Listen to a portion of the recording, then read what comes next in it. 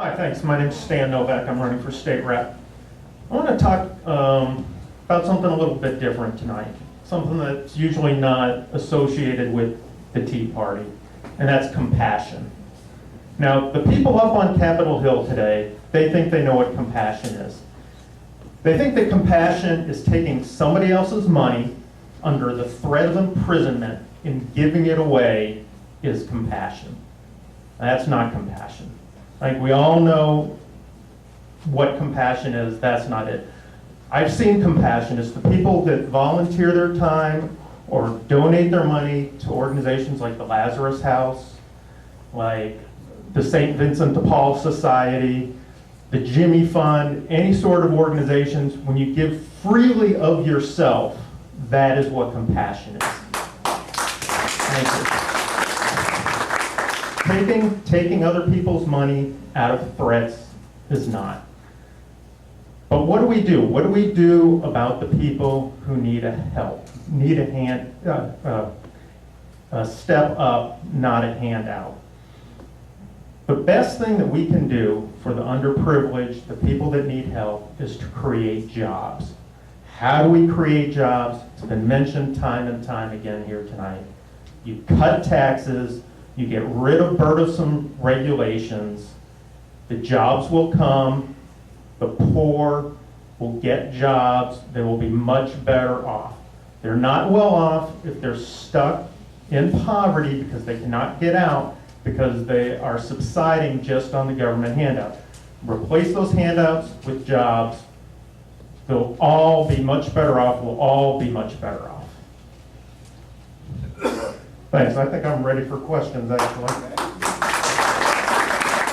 Yes, sir. I'm not sure I understand. By the way, my name's Court Buzzley from Lawrence. I'm not sure I understand exactly where you're going with this. Are you talking about legalizing undocumented individuals, or like I call them, illegals? Absolutely not. I didn't mention them at all. Okay. In fact, getting rid of the handouts goes right along with the Perry Amendment. So I presume that you're talking about people that are on welfare. Yes. Okay. If you're talking about people that are on welfare, welfare was originally created to be a tide-over situation. Yes. The state of Massachusetts now has a history of creating grandmother, mother, child, grandchild, and ad infinitum, and we keep them on the rolls as long as they have another baby. My wife has said time and again, and we've got 5, and we supported them all. Had to pay all the insurance and everything that went with it. But the state is also paying all of that, plus dental, which I have to pay for. They get that free. So my question to you is this: what do you think that you can do about the situation of, I think it's, what, $4 billion that we're paying in welfare benefits? Well, back in the 90s, Bill Clinton, along with Newt Gingrich, they reformed welfare. They took a lot of people off the welfare rolls. They sunsetted the benefits.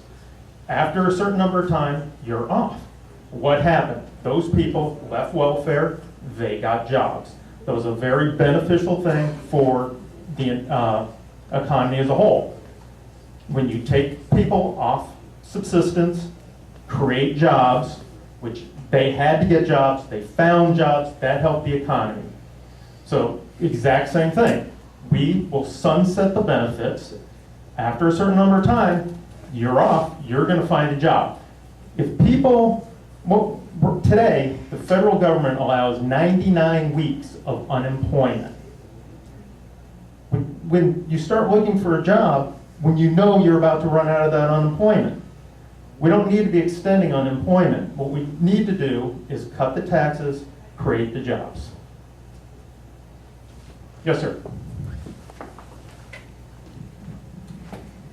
I used to own 3 corporations and have a lot of employees, and a normal situation with me was people coming and asking for a job under the table. I categorically reject that. I'm not an employer anymore because I have an online business, and I still have people inquiring about working under the table. Now, these are people who are getting unemployment benefits. and they're working under the table. These are the vile Americans, I call them. They are a poison to our society. What's your point of view on how you're going to either resolve that issue? One can't eliminate it completely, but how will you minimize it? Well, there's a lot of incentives for hiring people under the table. It costs a lot of money to do things the, quote, right way. All those regulations that are required, if they're reduced, if you're not being forced to pay the prevailing wage, things like that, if you pay a fair wage, then you're not going and working under the table. If we have to find employers that do that, that's another option. Most of the people who are working under the table, or a lot of them, are people who are here illegally. So if we crack down on the illegal problem, that's another way of getting rid of those people that are working under the table. Thank you, Stan. Just to follow up on that, Yes. and that is that I found out, yes, I'm an immigrant and I attract immigrants, but I found out that most of the people who are looking to work under the table are on unemployment benefits and they don't want to lose those benefits. And Well, that is really, it's now not just a problem, it's a catastrophic problem. Well, what you're touching on here is what's been referred to as the poverty trap. But the people live so long on government assistance, and it's very hard to move off that government assistance into a working environment, because as soon as you start working, you lose your benefits. It winds up being basically a huge tax from when you move from one to the other. So we've got to break that bond that people have with their benefits and move everybody towards employment, so that there is no I'm getting benefits and working under the table at the same time, because there isn't that trap of being trapped on those benefits. Stan, thank you.